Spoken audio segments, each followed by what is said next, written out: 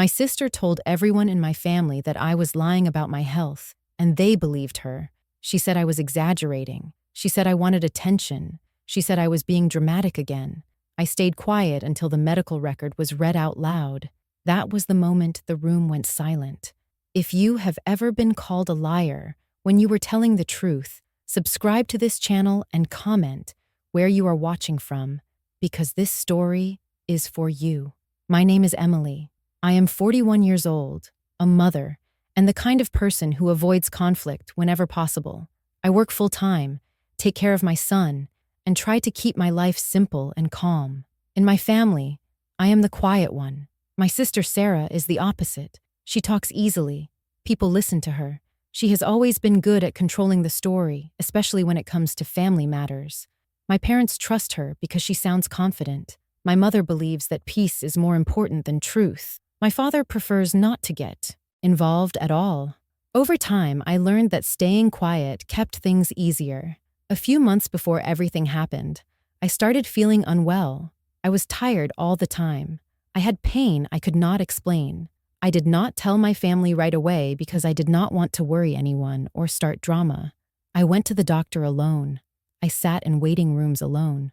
I followed instructions and kept working and taking care of my son. I believed that once I had answers, people would understand. When I finally told my family that something was wrong, Sarah reacted first. She smiled and said I was probably stressed.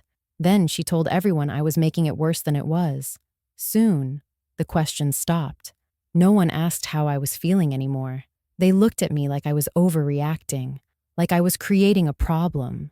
My son noticed it before I did. One night, he asked why everyone stopped believing me. I did not know how to answer him. I still believed the truth would come out on its own. I was wrong. After Sarah told the family I was lying, everything changed in quiet ways that were harder to fight than open arguments. No one said they did not believe me to my face. Instead, they stopped asking questions. They stopped checking in. Conversations moved around me like I was no longer part of them. At first, I thought I was imagining it. I told myself people were busy. I told myself I was being sensitive. That is what I had been taught to do my whole life. When something hurt, I was supposed to make it smaller, so everyone else could stay comfortable. But the shift became impossible to ignore. At family dinners, Sarah would casually bring up my health in a joking tone. She would say things like, "Emily has been feeling tired again," and then laugh softly, like it was nothing serious.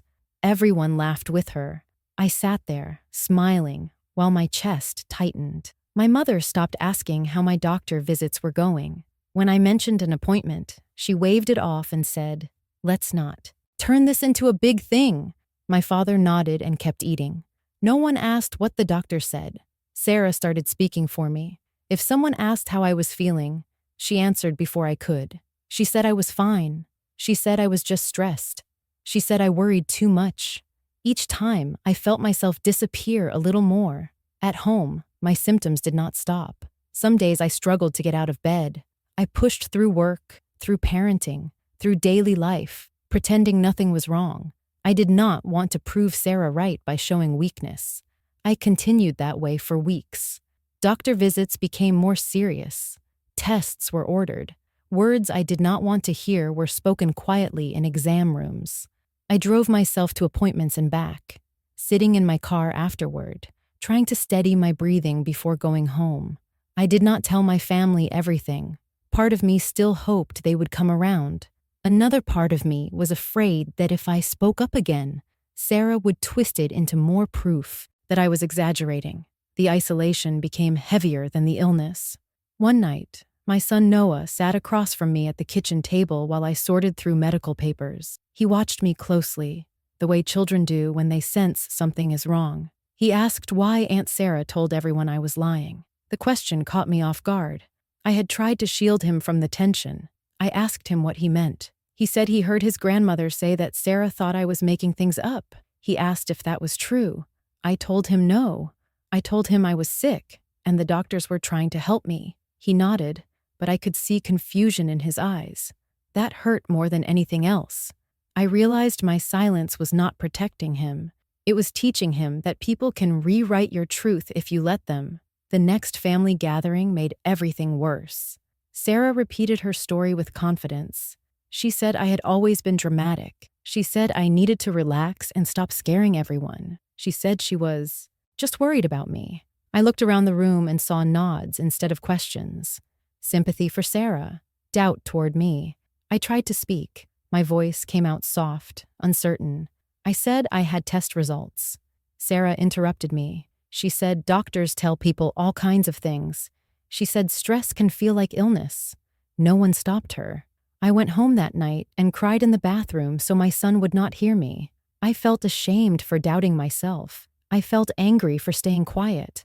I felt trapped between wanting peace and needing truth. That was when I realized the problem was no longer my health. The real problem was that my sister had decided who I was, and everyone else had accepted it because it was easier. If I stayed silent, the lie would become permanent, and I knew I could not live that way anymore. The morning after that family gathering, I woke up with a heavy feeling in my chest, but also a strange sense of clarity. I realized I had been waiting for permission to be believed. I had been hoping someone would finally step in and say I was right. That moment never came, and I understood it never would, unless I created it myself. I sat at the kitchen table with my coffee untouched and looked at the stack of medical papers I had been avoiding. Appointment notes, test results, referrals. I had treated them like private things, something I did not want to make public. But my health was no longer just my story. It had become a story others were telling for me. I called my doctor's office and asked for my complete medical record. Not a summary, not a note, everything. The receptionist explained the process and told me it would take a few days. When I hung up, my hands were shaking, but my decision felt firm. That afternoon, Sarah called me. Her voice sounded light and cheerful, like nothing was wrong. She asked how I was feeling, and then quickly added that she hoped I was not still upset about the family dinner. She said people were worried about me and that I should not take things so personally. I told her calmly that I had requested my medical records. There was a pause. She asked why I needed them. I said I wanted clarity. She laughed softly and said paperwork would not change how people felt. That laugh stayed with me long after the call ended. When the records arrived, I did not open them right away. I waited until my son was asleep and the house was quiet. I spread the pages out on the table and read them slowly. Diagnosis, dates, test results. Doctor notes, written in careful language that left no room for doubt. Seeing my condition written so clearly brought a mix of emotions. Fear, relief, and sadness all at once. I had not imagined any of it. I had not exaggerated. The truth was there in black and white. The next day, I scheduled an appointment with network connection lost, attempting to reconnect. After that night, I stopped waiting for someone to defend me. I woke up the next morning feeling tired in a different way. Not sick tired, but tired of being misunderstood. I realized I had spent months hoping that the truth would somehow speak for itself. I thought if I stayed calm and patient, people would eventually see what was real. Instead, my silence had made it easier for others to decide who I was. I sat at the kitchen table with my coffee growing cold and thought about how carefully my sister had shaped the story. She never raised her voice. She never sounded cruel. She simply spoke with confidence, and everyone followed her lead. I understood then that truth does not win just because it exists. It wins only when someone is willing to stand behind it. I called my doctor's office and asked for my complete medical record. I made sure to say complete. The receptionist explained it would include test results, notes, dates, and diagnosis codes. She asked if I was sure. I said yes. When I hung up, my hands were shaking, but I did not regret it. That afternoon, my sister Sarah called me. Her tone was gentle, almost kind. She asked how I was feeling and said she hoped I was not still upset. She told me the family was worried and that pulling away was not helping anyone. I listened quietly and then told her I had requested my medical records. There was a pause. She asked why I would do that. I said I wanted clarity. She laughed lightly and said, "Paperwork does not change feelings." She told me I should let things go instead of making them bigger. I thanked her for calling and ended the conversation. For the first time, I did not feel the need to explain myself. When the records arrived a few days later, I waited until the house was quiet to open them. I sat at the table and read every page slowly. Seeing everything written out so clearly was overwhelming. Dates, results, doctor notes. Nothing exaggerated, nothing imagined. The words confirmed what my body had been trying to tell me all along. I felt a strange mix of relief and grief. Relief that I had not been wrong. Grief that the people closest to me had chosen not to believe me. The next day, I met with my doctor to go over everything. She spoke plainly and answered my questions. Before I left, she asked if I wanted a written summary for my records. I said yes. I knew that piece of paper would matter. At home, my son watched me organize the documents into a folder. He asked what I was doing. I told him I was making sure no one could change my story anymore. He nodded and said quietly that he believed me. That moment gave me more strength than anything else. My parents called that evening. My mother asked if I was feeling better and said Sarah was only trying to help. I told her calmly that calling someone a liar is not help. She did not respond. I did not fill the silence. That night, I sent a short message to the family group chat. I said I would be bringing my medical records to the next gathering so there would be no more confusion. I said I wanted to clear things up once and for all. Sarah replied quickly. She said it was unnecessary and dramatic. She said families should talk, not bring documents. I did not answer. The night before the gathering, I sat on my bed holding the folder in my hands. I knew that once I opened it in front of everyone, things would change. Some people would feel embarrassed. Others would feel exposed. Some relationships might never recover.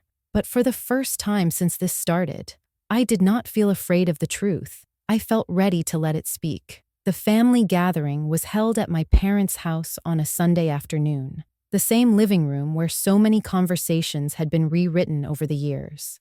I arrived on time, carrying nothing but a folder tucked under my arm. No one noticed it at first. They were too busy greeting each other, laughing, settling into familiar roles. Sarah was already there, sitting comfortably on the couch, telling a story. When she saw me, she smiled like everything was normal. That smile used to confuse me. Now it felt empty. We all sat down. The conversation drifted, casual and light. Then, like clockwork, someone asked how I was feeling. Before I could answer, Sarah spoke. She said I had been better lately. She said stress can do strange things to people. She said she was just relieved I seemed calmer now. I felt every eye turn toward me. I took a breath and placed the folder on the coffee table. The sound it made was small, but the room went quiet. I did not look at Sarah. I looked at my parents. I said I wanted to clear something up. Sarah laughed softly and said there was nothing to clear up. She said we should not make things awkward. She said we were family. I opened the folder and pulled out the first page. I read one line out loud, just one. It included my diagnosis, the date, and my doctor's name. No one interrupted. Sarah shifted in her seat. She said doctors say a lot of things. She said stress can look serious on paper. I turned to the next page and read another line. Test results, numbers, findings. My mother leaned forward. My father stopped looking at the floor. I did not argue. I did not explain. I let the record speak. Sarah's voice became sharper. She said I was embarrassing myself. She said this was unnecessary. She said I was taking things too far. I held up the final page. It was the written summary from my doctor. Clear language. No uncertainty. The room was silent. My mother asked a question, not to Sarah, but to me. She asked why I had not said anything sooner. I answered honestly. I said I tried. I said no one listened. Sarah stood up. She said I was twisting things. She said she was only trying to protect the family from worry. No one responded. For the first time, Sarah had nothing to control. Facts had taken her place. My father reached for the papers. He read them slowly. When he looked up, his face had changed. He did not say anything. He did not need to. Sarah sat back down, quiet now. The confidence that once filled the room had drained away. No one apologized. Not then. That was not the point. The point was that the story had changed. I gathered the papers and placed them back in the folder. I stood up and said I was going home. No one stopped me. As I walked out, I felt something lift from my chest. Not relief exactly. More like release. That night, my phone stayed quiet. No messages, no explanations, no accusations. At home, my son asked how it went. I told him the truth. I told him the record spoke for me. He smiled and said he knew it would. I sat alone for a long time after he went to bed. I thought about how much energy I had spent trying to be believed, how small I had made myself to keep peace. I realized something important. The truth does not need permission. It does not need to be loud or emotional or perfect. It only needs space.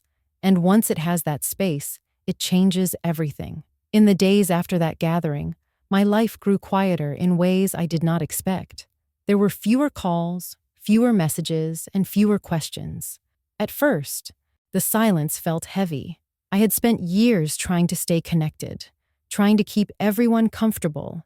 When that effort stopped, I had to learn how to sit with the space it left behind. I noticed changes in myself almost immediately. I slept better. I stopped replaying conversations in my head. I did not feel the need to prepare explanations before family events that no longer happened.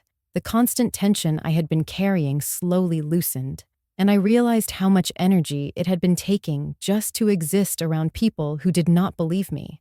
My relationship with my family changed, and I let it. Some people reached out later, cautiously, as if unsure how to speak to me now. Others stayed distant. I did not chase anyone. I did not demand apologies. I accepted that when the truth disrupts a story, not everyone knows how to respond. What mattered most was my son. Noah watched everything closely. He saw how I handled the situation without yelling or attacking. One evening, he told me, he was proud of me for standing up for myself. He said it showed him that being calm does not mean being weak. Hearing that from him mattered more than any apology I could have received. I also learned something important about myself. I had confused peace with silence. I thought keeping quiet made me kind. I thought avoiding conflict made me strong. But real peace does not require you to disappear. It allows you to exist fully, even when it makes others uncomfortable. The medical record did not just prove I was telling the truth. It reminded me that my experience mattered, even when others tried to minimize it. I stopped explaining myself to people who had already decided who I was. I started trusting my own voice again. There were moments of sadness. I missed the family I thought I had. I grieved the version of connection that depended on me staying small, but I also felt lighter. The weight of being misunderstood no longer followed me everywhere. I learned that silence can protect you only when it is chosen. When silence is forced on you, it becomes a cage. Speaking up broke that cage, even if it cost me relationships that were never as safe as I believed. If you are listening to this and something feels familiar, I want you to hear this clearly. Being calm does not mean accepting lies. Being kind does not mean allowing harm. And choosing yourself does not make you selfish. Sometimes, the strongest thing a woman can do is let the truth stand where excuses used to live. If this story connected with you, please subscribe to the channel and share it with someone who needs to hear it. And comment below where you are watching from, or if you have ever had to stand up for your truth when no one else would. Your story matters here. This was the moment I stopped asking to be believed and started trusting myself instead.